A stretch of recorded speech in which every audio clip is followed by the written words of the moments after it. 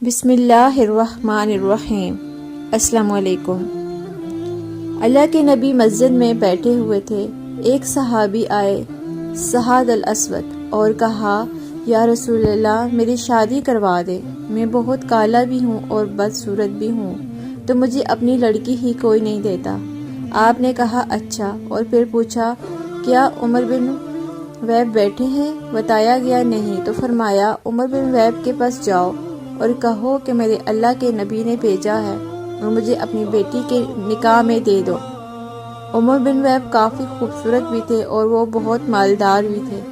یہ اٹھے اور جا کر ان کے دروازے پر دستک دی اور کہا، اللہ کے رسول کا قاصد آیا ہے، باہر آؤ۔ باہر آئے تو دیکھا سعد الاسود تھے۔ پوچھا، کس لیے آئے ہو؟ جواب دیا، اللہ کے نبی نے مجھے آپ کے پاس بھیجا ہے کہ اپنی بیٹی میرے نکاح میں دے دو۔ عمر بن ویب نے کہا، جا تجھے دے دوں گا اپنی بیٹی، تم غریب کو دوں گا اپنی بیٹی۔ سعد الاسود اسی قدموں کے ساتھ واپس آ گئے، لیکن عمر بن ویب کی بیٹی نے ساری بات سن لی۔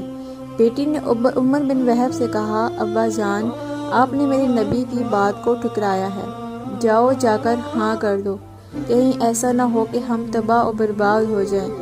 آپ نے میری خاطر انکار کیا ہے نا کہ میری بیٹی گزارا کیسے کرے گی؟ آپ جا کر ہاں کر دیں، میرے نبی کا حکم ہے، میں گزارا کر لوں گی۔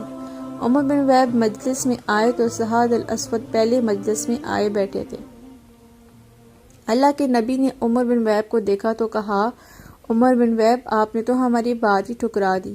کہا، یا رسول اللہ، میں نے نہیں ٹھکرائی، میں حاضر ہوں۔ یا رسول اللہ، آپ میری بیٹی کا سعد الاسود کے ساتھ نکاح پڑھیں۔ 400 درہم حق مہر طے ہوا اور آپ نے فرمایا، سعد اپنی بیوی کو لے جاؤ۔ کہا، یا رسول اللہ، پیسے کہاں سے لاؤں؟ میرے پاس تو حق مہر ادا کرنے کے پیسے ہی نہیں ہیں۔ آپ نے فرمایا، تم عبد الرحمن بن عوف کے پاس جاؤ اور ان سے کہو کہ اللہ کے نبی نے مجھے بھیجا ہے اور وہ تمہارا کام کر دیں گے۔ عبد الرحمن بن عوف وہ صحابی تھے جن کو دنیا میں ہی جنت کی بشارت دے دی گئی تھی، اور وہ اتنے امیر تھے کہ ان کے بارے میں علماء اکرام لکھتے ہیں کہ اگر آج کے دور میں ہوتے تو اتنا پیسہ تھا ان کے پاس کہ پورا یورپ خرید سکتے تھے، لیکن ایماندار تاجر تھے اور اللہ کے نبی نے ان کو دنیا میں ہی جنت کی بشارت دے دی تھی۔ سعد ان کے پاس گئے اور اللہ کے نبی کا پیغام دیا تو انہوں نے رقم کا بندوبست کر دیا اور 400 درہم سے زیادہ پیسے جمع ہو گئے۔ سعد نے سوچا، 400 درہم تو بیوی کو حق مہر دوں گا، باقی میں بیوی کے لیے کچھ طائف لے لیتا ہوں، اور بازار چلے گئے۔ بازار میں داخل ہوئے تو اتنے میں اعلان ہوا کہ مدینے پر کچھ بدوؤں نے حملہ کر دیا ہے۔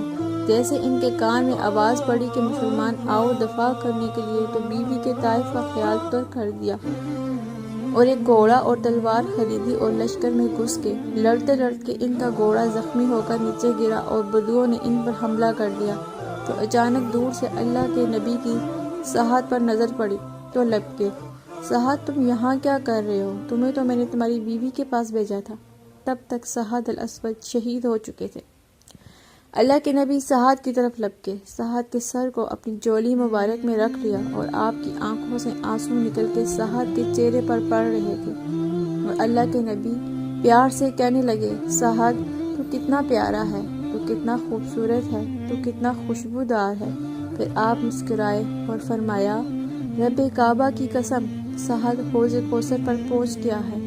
ایک صحابی نے پوچھا، یا رسول اللہ، ابھی آپ رو رہے تھے اور پھر آپ اچانک مسکرا پڑے، یہ سمجھ میں نہیں آیا۔ اللہ کے نبی نے فرمایا، میں رو سعد کی جدائی میں رہا تھا اور مسکرایا اس لیے کہ مجھے سعد کی جنت میں عالی شان محلات نظر آئے۔ سبحان اللہ۔